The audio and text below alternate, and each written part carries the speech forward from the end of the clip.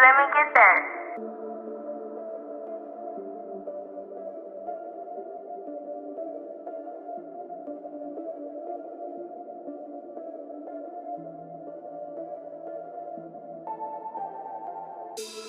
Woe to that wreath, the pride of Ephraim's drunkards, to the fading flower, his glorious beauty, set on the head of a fertile valley, to that city, the pride of those laid low by wine. See, the Lord has one who is powerful and strong, like a hailstorm and a destructive wind, like a driving rain and a flooding downpour. He will throw it forcefully to the ground. That wreath, the pride of Ephraim's drunkards, will be trampled underfoot. That fading flower, his glorious beauty, set on the head of a fertile valley, will be like figs ripe before the harvest. As soon as people see them and take them in hand, they will swallow them. In that day, the Lord Almighty will be a glorious crown, a beautiful wreath for the remnants of his people. He will be a spirit of justice to the one who sits in judgment, a source of strength to those who turn back to the battle at the gate. And these also stagger from wine and reel from beer. Priests and prophets stagger from beer and are befuddled with wine. They reel from beer.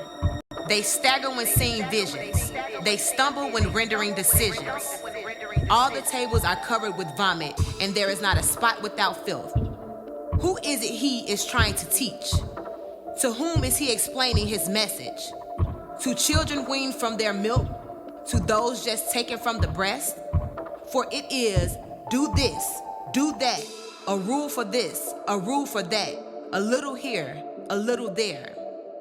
Very well then, with foreign lips and strange tongues, God will speak to this people, to whom he said, this is the resting place, let the weary rest, and this is the place of repose. But they will not listen. So then, the word of the Lord to them will become, do this, do that, a rule for this, a rule for that, a little here, a little there, so that as they go, they will fall backward. They will be injured and snarled and captured. Therefore, hear the word of the Lord, you scoffers who rule this people in Jerusalem. You boast, we have entered into a covenant with death. With the realm of the dead, we have made an agreement. When an overwhelming scourge sweeps by, it cannot touch us. We have made a light our refuge and falsehood our hiding place. So this is what the sovereign Lord says. See, I lay a stone in Zion, a tested stone, a precious cornerstone for a sure foundation. The one who relies on it will never be stricken with panic. I will make justice the measuring line and righteousness the plumb line. Hell will sweep away your refuge, the lie, and water will overflow your hiding place. Your covenant with death will be annulled. Your agreement with the realm of the dead will not stand. When the overwhelming scourge sweeps by, you will be beaten down by it. As often as it comes, it will carry you away. Morning after morning, by day and by night, it will sweep through. The understanding of this message will bring sheer terror.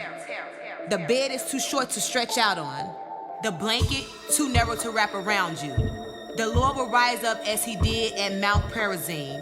He will ruse himself as in the valley of Gibeon, to do his work, his strange work, and perform his task, his alien task. Now stop your mocking, or your chains will become heavier. The Lord Almighty, has told me of the destruction decreed against the whole land. Listen and hear my voice. Pay attention and hear what I say. When a farmer plows for planting, does he plow continually? Does he keep on breaking up and working the soil? When he has leveled the surface, does he not sow caraway and scatter cumin? Does he not plant wheat in its place, barley in its plot, and spelt in its field?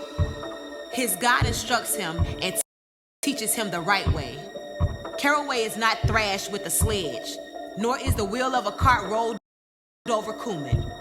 Caraway is beaten out with the rod, and cumin with the stick.